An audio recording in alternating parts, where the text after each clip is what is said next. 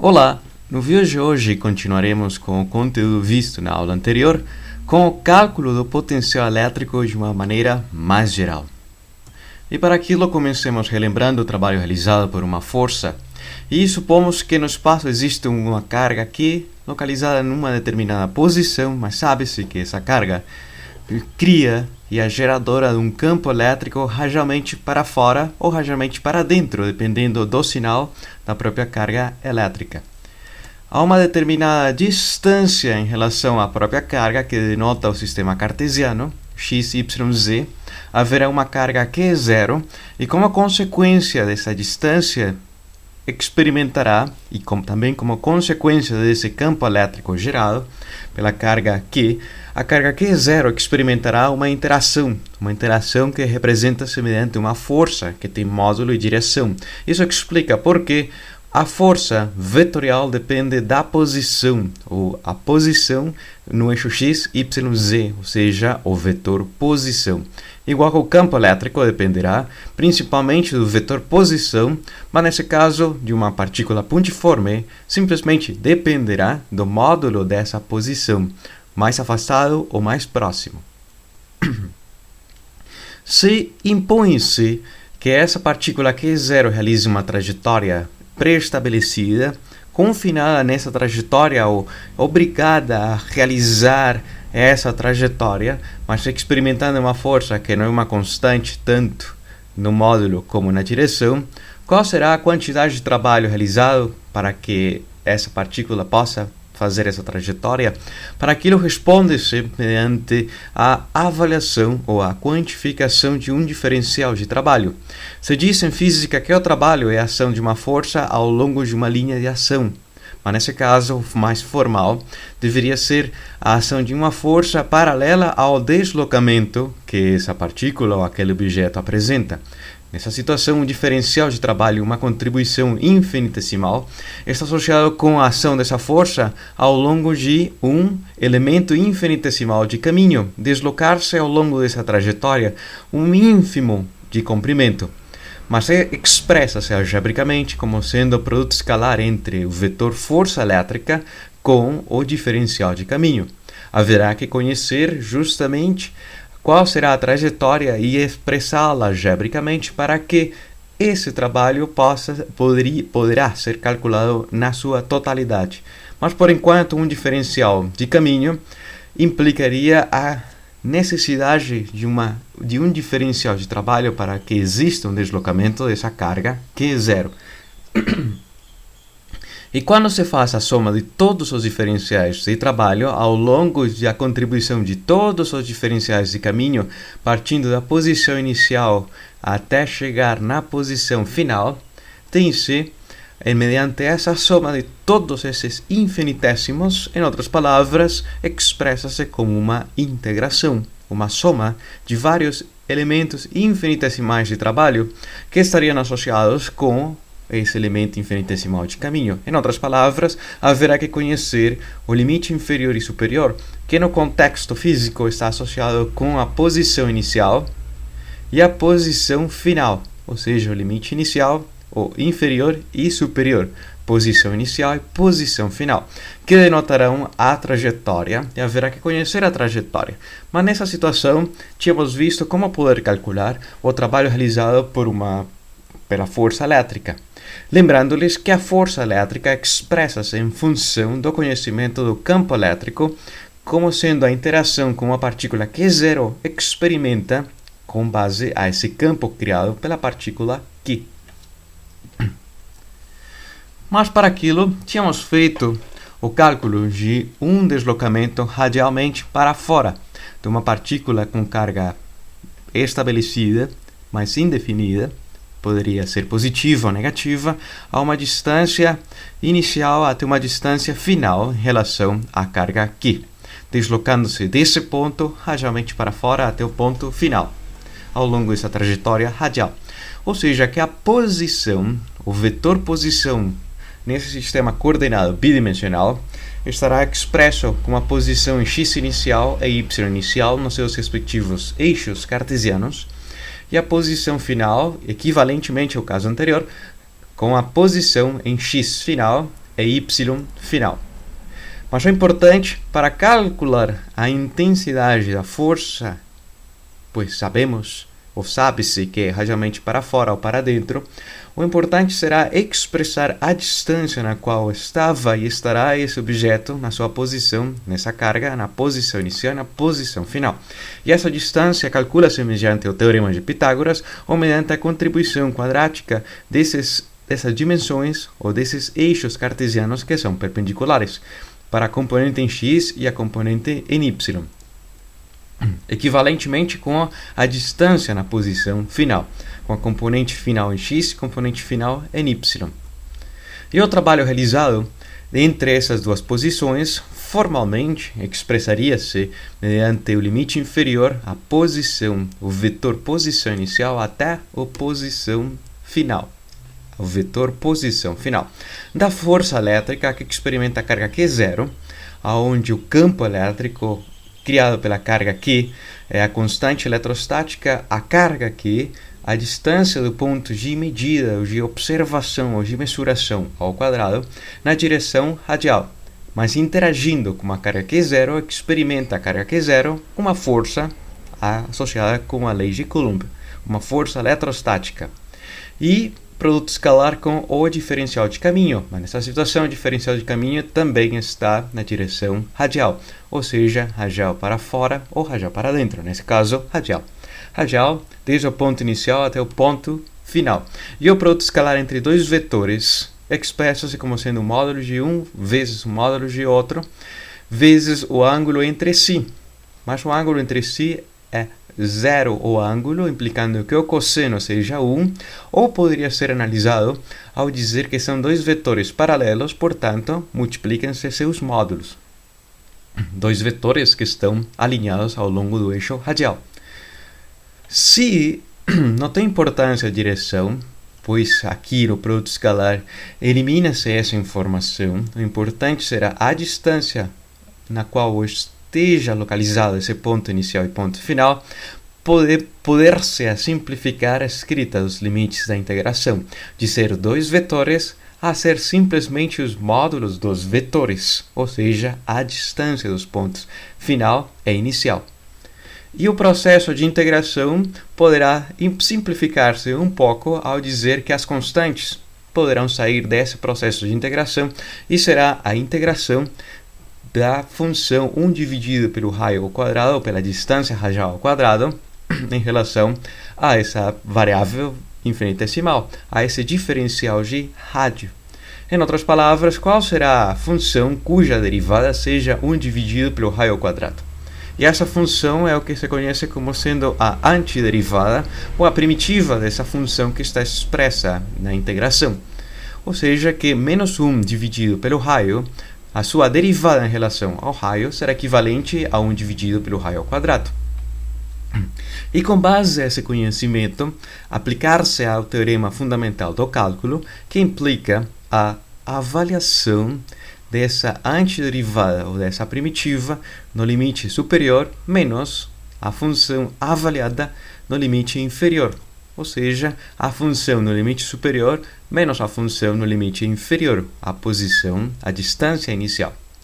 Deixando em evidência esse sinal negativo, ou esse menos 1, esse fator, poder-se dizer que há uma informação associada à distância, e essa informação associada à distância, à interação entre as cargas e a constante eletrostática, é o que se conhece como sendo a energia potencial elétrica na configuração final e na configuração inicial. E essa variação de energia potencial elétrica na configuração final em relação à inicial é o que implica que o trabalho realizado esteja mudando com base a essa energia potencial elétrica, mas com sentido contrário.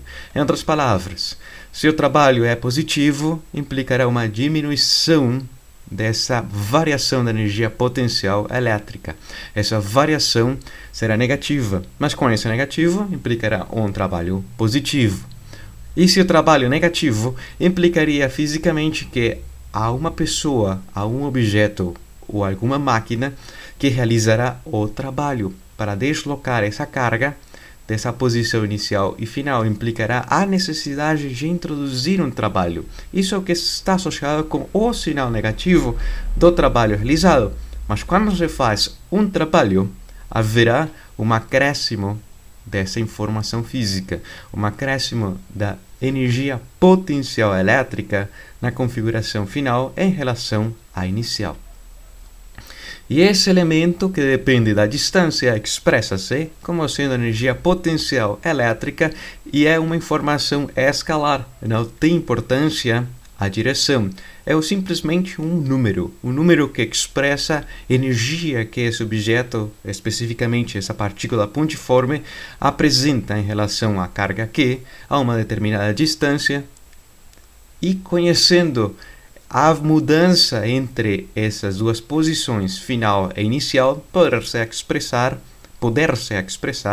e calcular o trabalho realizado para fazer essa mudança de posição. Para as cargas elétricas pontiformes, tem-se essa expressão tão simples, mas depende inversamente proporcional à distância e não tem a segunda potência. É uma informação associada a energia que esse objeto possui, ou que essa carga possui em relação à distância dessa carga aqui. Mas poder-se simplificar sutilmente essa expressão da energia potencial elétrica, ao dizer que divide-se a quantidade de carga, ou seja, a energia por unidade de carga, independente do valor e do sinal da carga Q0, poder-se expressar ou expressaria-se uma informação intrínseca à própria carga Q, que pertence à própria carga Q. E essa informação é o que se conhece como o potencial elétrico, criado pela carga Q, localizada na origem desse sistema cartesiano, mas que permeia e está em todo o espaço circundante em relação à própria carga. Mas é uma informação escalar, é um número que não tem uma grandeza física que representa-se mediante um número, mas não tem direção. Isso que implica um escalar. E as unidades desse escalar, do potencial elétrico, são joules de energia por coulombs. Em outras palavras, como tínhamos visto, expressa-se mediante a noção de Alessandro Volta, ou seja, um volt. Visualizada como sendo esse campo que permeia um campo escalar, ou essa informação escalar, ou essa grandeza física escalar, o potencial elétrico, em relação à distância torna-se mais fraco, mas não tem importância a direção, pois o importante será a distância na qual esteja se mesurando esse potencial elétrico criado pela partícula Q, que está na direção radial, que dependerá da distância radial, mas não terá direção. E o trabalho de caráter geral poder se expressar com base ao raciocínio anterior como sendo a mudança de energia potencial elétrica em relação da posição final respeito à posição na qual estava a partícula no instante ou no momento inicial. Visto formalmente, deverá ser a ação da força ao longo de uma distância entre esses dois limites de integração, mas a força é a força elétrica, poder se expressar mediante a carga que está experimentando essa interação vezes o campo, ou expressa-se mediante a interação da carga elétrica com o campo elétrico criado pela carga Q. Mas quando se faz essa escrita, poder-se ver ou observa-se que essa carga Q0 é uma constante e poderá sair do processo de integração. E se sai do processo de integração, estaria multiplicando. Mas se passássemos essa carga Q0 à esquerda, entraria nesse termo da esquerda da igualdade, dividindo. E a energia potencial elétrica no instante final e no instante ou na posição inicial, dividido pela unidade de carga ou pela carga que experimenta essa interação com o campo elétrico, nos levaria a essa mesma noção, a uma diferença de potencial elétrico na configuração final em relação à configuração inicial.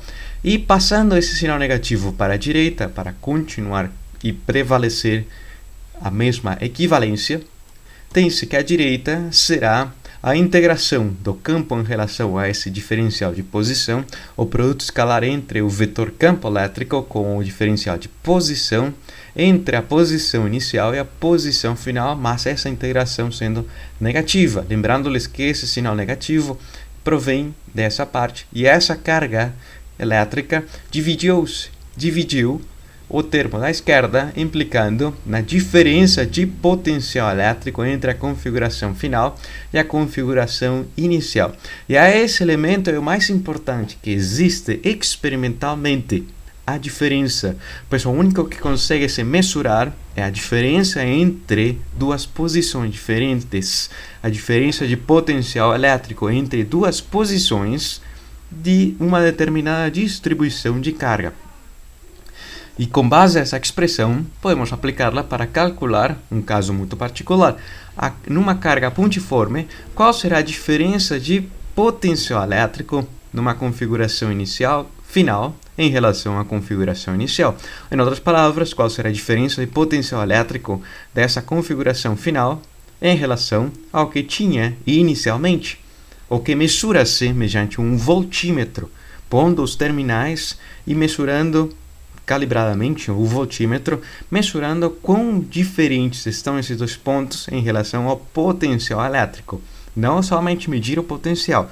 O importante experimentalmente é medir a diferença de potencial, pois lembrando-lhes que o potencial é energia por unidade de carga e a energia está associada com o trabalho, ou seja, trabalho por unidade de carga. E essa diferença de energia de potencial elétrico, que mensura-se e expressa-se em volts, nos permitirá realizar algum trabalho mediante uma bateria, uma pilha ou uma fonte elétrica. Nesse caso, para a situação de uma partícula pontiforme, o campo criado na direção radial ao longo de um percurso radial será simplesmente o módulo do campo em relação ao deslocamento radial. Portanto, os limites de integração, como tínhamos visto anteriormente, expressam-se mediante os módulos desses vetores, ou seja, a distância inicial e a distância final, o limite inferior e o limite superior da integração. Mais uma vez, as constantes poderão sair do processo de integração, a carga é uma constante, e a função primitiva ou antiderivada de 1 dividido pelo raio ao quadrado em relação ao diferencial de posição radial será essa função, menos 1 dividido pelo raio. Mais uma vez, aplicando o teorema fundamental do cálculo, avaliando essa função antiderivada ou primitiva no limite superior menos ou inferior, tem-se uma informação associada a essa distância final em relação à distância inicial. Observem que o sinal negativo com esse negativo cancelam-se, implicando que seja no limite superior menos o limite inferior.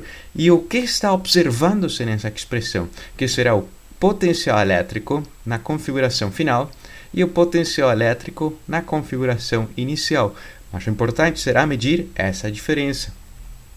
E aí que entraria o fundamento a ser realizado, essa diferença de potencial. Por mais que se expresse de forma geral, haverá que medir e experimentalmente só tem-se acesso a essa diferença de potencial.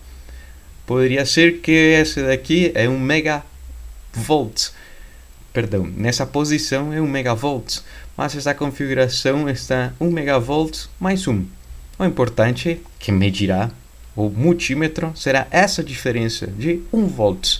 Não tem importância quão grande esteja aqui, quão grande esteja lá, mas se a diferença é de 10 volts, o aparelho mesurará 10 volts. O exercício 5 diz que, segundo uma distribuição contínua de carga, uma casca esférica de raio R e carga Q, maiúsculo, determinar a diferença de potencial elétrico a uma distância R interno e externo em relação do potencial elétrico do infinito. Ou seja, há uma distribuição de carga contínua, que é uma casca esférica uma casca oca, é somente uma superfície esférica de raio R, uma superfície onde em torno dessa superfície haverá carga elétrica, mas dentro dessa casca está vazia, não existe carga. Como poder determinar a diferença de potencial elétrico entre um ponto bem do infinito, entre um ponto externo em relação a um ponto do infinito e um ponto interno em relação de um ponto no infinito? Sabendo que o campo elétrico dessa distribuição contínua de carga, mediante a lei de Gauss, calcula-se o seu módulo e a direção é radialmente para fora. Ou seja, que só existirá campo elétrico na região externa e comporta-se esse campo com a mesma, ou apresentará o mesmo comportamento ao campo criado por uma partícula pontiforme, uma partícula que tem uma carga que, por mais que seja uma casca esférica de carga de carga Q maiúscula e de raio R maiúsculo, radialmente para fora, a uma distância maior que a distância do raio, maior ou igual, o campo comporta-se como sendo o campo criado por uma partícula pontiforme. Mas na região interna, quando a distância radial é menor que a distância do raio, ou o tamanho do raio, o campo na parte interna dessa distribuição é nulo. E desde o ponto externo, em relação ao infinito, a diferença de potencial num ponto localizado na região externa em relação ao infinito, diria-se que haverá que expressar a diferença de potencial mediante esse processo de integração. Não sendo muito rigorosos na escrita das integrais, mas fisicamente a noção me farei entender, será avaliar ou realizar o processo de integração desde um ponto, desde o infinito, uma distância gigantesca, por mais que essa escrita matematicamente não esteja completamente correta, mas uma distância tão grande e uma distância r na vizinhança dessa casca esférica, mas que esteja externa à própria carga esférica, à própria casca, Para realizar o processo de integração, tínhamos visto que dependerá simplesmente do módulo do campo na região externa em relação a esse diferencial de posição radial. Mas para não ter confusões entre a variável de integração, o raio, em relação a esse limite superior, poder-se a distinguir sutilmente, para não ter confusões de ser a mesma letra associada à variável de integração com o limite, simplesmente distinguindo-a mediante uma linha dizendo que é r' ao quadrado em relação ao diferencial dessa variável r'. Mas é importante dizer que no processo de integração, essas variáveis r', x, y, z são variáveis mudas, pois não tem importância a variável em si, o importante será avaliar posteriormente a antiperitiva, a antiderivada ou a primitiva no limite superior e no inferior. Vamos ver se é fácil entender. A primitiva dessa função, mais uma vez, será menos 1 dividido pela distância r' ao quadrado. Mas aplicando o teorema fundamental do cálculo, será a avaliação dessa função no limite superior em relação ao limite inferior, ou seja, no limite superior menos no limite inferior. Lembrando-lhes que esse sinal negativo com esse negativo cancela-se e, portanto, no superior resulta positivo menos no limite inferior. Mas sendo essa distância gigantesca, 1 dividido ou alguma informação física, a carga vezes a constante eletrostática dividido por um número gigante, simplifica-se e tenderá a ser zero, desaparecer. Portanto, o potencial numa região externa a essa casca esférica expressa-se como sendo o potencial elétrico equivalente a uma partícula pontiforme, que dependerá da sua carga, mas inversamente proporcional da distância na qual tem-se a calcular, ou terá-se a calcular esse potencial elétrico expresso em volts. E na região interno a essa casca esférica, diria-se que se necessitará fazer o mesmo processo, mas para aquilo Os limites de integração estarão desde o infinito até uma distância interna, ou seja, poderíamos pensar em um percurso vindo do infinito, aproximando-se externo à própria casca até esse limite, que será a superfície da casca, e posteriormente continuando da superfície e adentrando-se a essa casca. Isso implica que haverá dois comportamentos no campo, um campo diferente de zero e um campo nulo na região interna. Ou seja, que haverá que fazer um processo de integração desde o infinito até a superfície. Imaginem-se que existe um percurso em linha reta, radialmente, desde o infinito aproximando-se até a superfície, pois o campo elétrico na região externa é diferente. E tem outro comportamento, o campo desde a superfície até a região interna.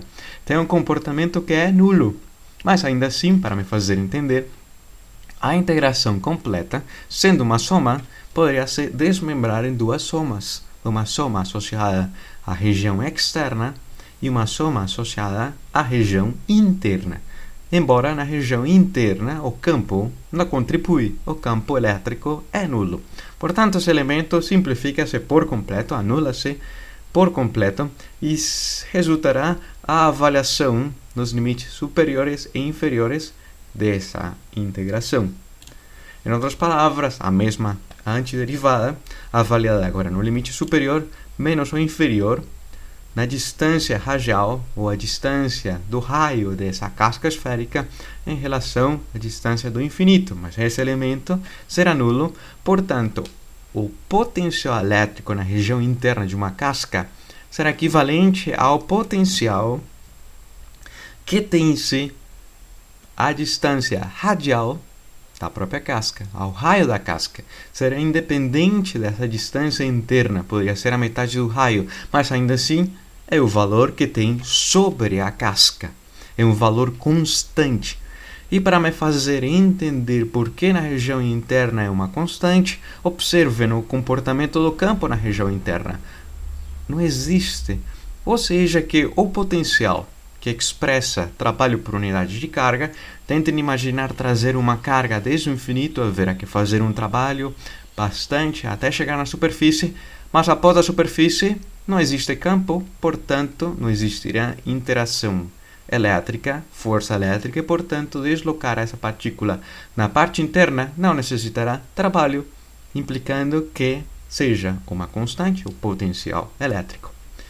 Mas visualmente, vamos ver se me faço entender, representando o potencial elétrico em função da distância. Na parte interna é um valor constante, será associado ao potencial da superfície da casca em relação ao infinito. Um valor constante, pois o campo elétrico nessa região é nula, mas fora dessa casca diminui com relação à distância, comporta-se como sendo uma partícula pontiforme. Mais uma vez, vamos ver se me faço entender. Imagine trazer desde o infinito essa carga Q0 e a necessidade de fazer um deslocamento radial para dentro, trazendo-a até as vizinhanças da própria casca. Na região externa, há que fazer um trabalho e haverá um acréscimo do potencial, implicando que alguém tem que pagar o preço de trazer essa carga, no caso em que o sinal da carga Q maiúsculo e a carga Q0 sejam iguais. Há uma repulsão e haverá que ir em contra dessa repulsão, até trazê-la desde essa distância até a superfície. Mas uma vez na superfície, adentrando-a um pouco, não há que fazer trabalho algum, pois o campo elétrico na região interna é nulo, implicando que só contribuirá ao trabalho até a superfície e dessa distância para dentro será o mesmo valor. Por isso expressa-se como sendo uma constante. O exercício 6. Um sistema de placas paralelas carregadas eletricamente com sinais contrários, de área A e sendo de a separação entre si. Determinar a diferença de potencial elétrico entre as placas. Então, supomos que existe uma placa de área A de espessura desprezível, mas ainda assim a dimensão de área é bem maior que a sua espessura, portanto a espessura não contribuirá.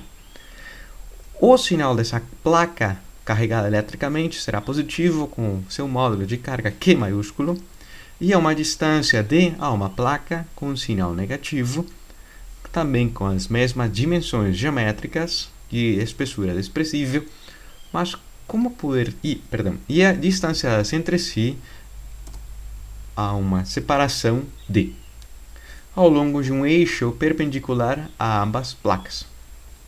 Poder-se dizer que a placa positiva está na posição em x0 e a placa negativa afastada da positiva a uma distância d. Qual será a diferença de potencial entre as placas se a placa positiva está nessa posição e a placa negativa está nessa posição?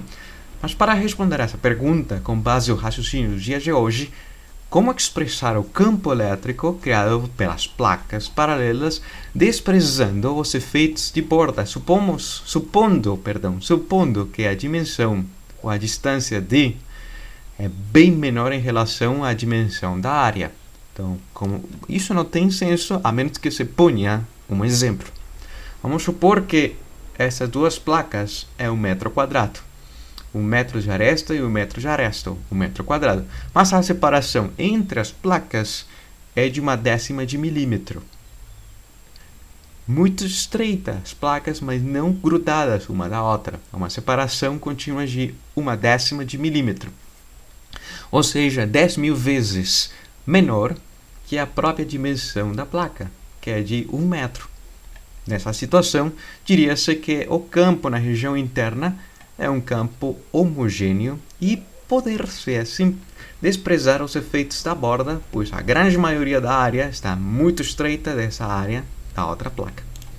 E com base a essa noção, e se a carga elétrica está uniformemente distribuída em torno dessa superfície das placas, define-se a densidade superficial de carga elétrica, como sendo a razão da carga que possui as placas em relação, o módulo da carga elétrica que possui as placas em relação à sua própria área, representada pela letra grega sigma minúscula, cujas unidades são coulombs por metro quadrado.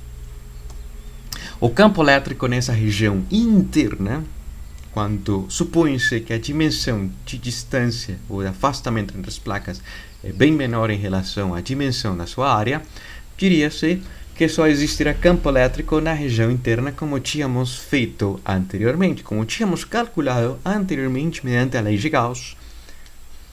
E dessa forma, o campo criado na região interna é um campo elétrico uniforme, um campo elétrico que não depende da distância, mas só tem dependência da direção, implicando que seja um campo que aponte para a placa de sinal negativo. Em outras palavras, se fôssemos a representar as linhas de campo elétrico, partirão da placa positiva e finalizarão na placa negativa. E essa será a direção do campo elétrico, que representa-se mediante o vetor diretor ou vetor unitário da posição no eixo x, que depende a intensidade do campo de quanta carga esteja por unidade de área, ou seja, a densidade de carga superficial dividido por ε0, que é a permissividade elétrica no vácuo, pois entre as placas não há matéria e, portanto, se diz que o vácuo apresenta uma determinada resistência a essa interação elétrica. Por isso expressa-se e se diz e nomeia-se como sendo a permissividade elétrica do vácuo, com esse 0 para dizer que é o vácuo carente de matéria. A diferença de potencial elétrico entre a negativa respeito à positiva diria-se ou calcularia-se mediante o processo de integração, lembrando-lhes que tem um sinal negativo na frente, entre a posição de forma geral, a posição final em relação ao inicial, ou do limite inferior para o superior, vetores, posições. Por mais que esteja escrito de forma geral, espero me fazer entender o processo a seguir. O campo apresenta essa direção ao longo do eixo x e o produto escalar com o deslocamento de maneira geral no sistema cartesiano. Um deslocamento pequeno ao longo do eixo x, um deslocamento minúsculo ao longo do eixo Y e um deslocamento minúsculo ao longo do eixo Z. Se fôssemos de caráter geral, haverá que introduzir essas contribuições em x, y, z, que, em outras palavras, todo esse elemento é um diferencial de posição no sistema tridimensional cartesiano. Mas, observando que o campo elétrico só tem componente em x e o produto escalar entre a direção x com x é a unidade, mas o produto escalar entre a direção x com y e com z, por ser perpendiculares, são equivalentes a zero, nulos, pois a direção entre essas duas direções, x, y e x com z, são perpendiculares, o ângulo é de 90 e cosseno de 90 é zero, implicando que o produto escalar entre esses dois elementos seja nulo. Em outras palavras, o único importante será expressar o deslocamento ao longo do eixo x. Simplifica-se, espero não ter-lhes confundido. Mas por mais que isso expresse geral, para esse caso particular, o único necessário a conhecer será o deslocamento ou a diferença de posições entre as placas ao longo do eixo no qual está presente o próprio campo, no eixo x. E sendo esses dois elementos umas constantes, sairão do processo de integração, implicando a integração do número 1, pois isso representa esse elemento vezes a unidade em relação a esse diferencial de coordenada x. Qual será a função cuja derivada em relação a x seja 1? A resposta será a própria variável x, pois quando deriva se obtém-se a unidade. Isso mostra que é a antiderivada, ou a primitiva, dessa função constante equivalente a 1. E posteriormente, com base nesse resultado, avalia-se ou aplicando-lhe o teorema fundamental do cálculo, avaliando a primitiva no limite superior menos o inferior, tem-se no limite superior igual a d e no limite inferior igual a zero. Portanto, não vale a pena escrevê-lo, mas ainda assim continua o sinal negativo. Mostra-nos que esse resultado nos diz que a diferença de potencial elétrico da placa negativa em relação da placa positiva será negativo. Dependerá da distância, dependerá da densidade superficial de carga e dependerá da permissividade elétrica. Geralmente, mexe-se ou manipula-se experimentalmente a densidade de carga e a densidade superficial de carga e a distância. Mas o sinal negativo, que implica isso fisicamente, que seja uma diferença negativa. Em outras palavras, está dizendo que a placa de sinal negativo tem um potencial menor em relação à placa positiva. Ou é o mesmo dizer, em outras palavras, que a placa positiva, o potencial elétrico da placa positiva é maior que da placa negativa por esse termo. A placa negativa tem uma diminuição de potencial em relação à positiva, sendo equivalente dizer que a placa positiva está um potencial maior, mas esse maior será equivalente a esse termo, uma diferença associada a esse termo. E dessa forma, para simplificar, pois o único importante medir a diferença, poderiam ser ambos muito grandes, mas o importante é a diferença que mesura-se experimentalmente, diria-se que a placa negativa, ou estabelece-se que a placa negativa está um potencial elétrico nulo e, portanto, a positiva está um potencial elétrico maior que o nulo. Representando esse elemento visualmente, para me fazer entender, mas esse resultado implica que a placa positiva esteja um potencial maior em relação à placa negativa. Para representá-la visualmente, haverá que fazer um gráfico, e o mais simples será representar o potencial entre as placas, sabendo que o campo elétrico na região externa é nulo. Diria-se que o potencial elétrico sobre a placa positiva é maior que da placa negativa. O que obteve-se anteriormente foi essa diferença.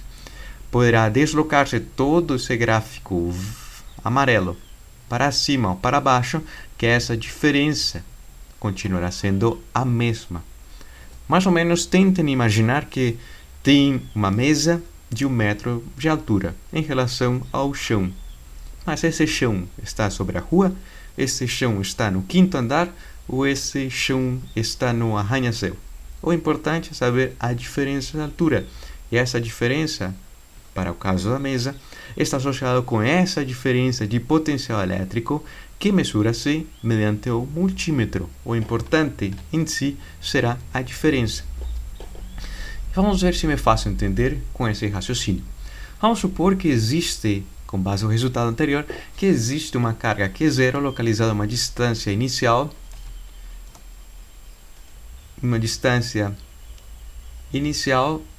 e haverá um deslocamento para uma distância final. Nesse caso, um deslocamento, e aqui peço desculpas, de x2 maior que x1. Estava na posição x1 e foi para a posição x2. Ou seja, observando essa carga, fará esse processo. Desloca-se um pouco, mas a sua posição final, x2, maior que a posição x1. Aqui consertarei isso nas transparências. A diferença de potencial elétrico entre essas duas posições, qual será? Com base no resultado anterior, haverá que fazer o processo da posição 2 em relação à posição 1, na posição final em relação à posição final. Ou seja, o potencial elétrico quando finalizou a respeito do potencial elétrico quando iniciou esse movimento. Mais uma vez, fazendo esse processo de integração, integrando essa constante 1, cuja função é a variável x, é avaliada no limite superior e no limite inferior, segundo o teorema fundamental do cálculo, e considerando o sinal negativo, implicará que será a diferença entre as posições, lembrando-lhes que x2 é maior que x1, consertarei isso, espero que me desculpem, mas implicando que a diferença de potencial será negativo, pois esse elemento é positivo. A posição 2 é maior que a posição 1, portanto a diferença é positiva. A carga elétrica, a densidade de carga, o módulo, portanto, é positiva, e a constante a permissividade elétrica também é positiva. Ou seja, que a diferença de potencial é negativa, houve uma diminuição. Visualmente seria observar a carga nessa posição e diminuir essa rampa, essa diminuição, implicando o sinal negativo. Ou seja, que o trabalho realizado expressa-se como sendo a diferença de energia potencial elétrica, mas a diferença negativa da energia potencial elétrica. E a diferença negativa da energia potencial elétrica expressa-se como o sinal negativo vezes a carga que experimenta essa interação vezes a diferença de potencial. Sendo a diferença de potencial negativa, pois todos os elementos que estão aqui são positivos, e com esse negativo na frente, implica que o trabalho realizado para deslocar essa carga, no caso em que a carga seja positiva, a carga Q0, não será necessário fazer trabalho algum, pois o trabalho é positivo. Não será necessário fazer um trabalho externo, pois o trabalho realizado é positivo. Isso implica fisicamente que a carga por si só, como consequência dessa configuração, uma carga positiva será repelida de uma placa positiva e será atraída para uma placa negativa. Ou seja, que simplesmente pondo essa carga Q0 de ser positiva, o próprio sistema realizará o trabalho e não um agente externo ao sistema. Se me faço entender, concluímos a aula de hoje e nos veremos numa próxima.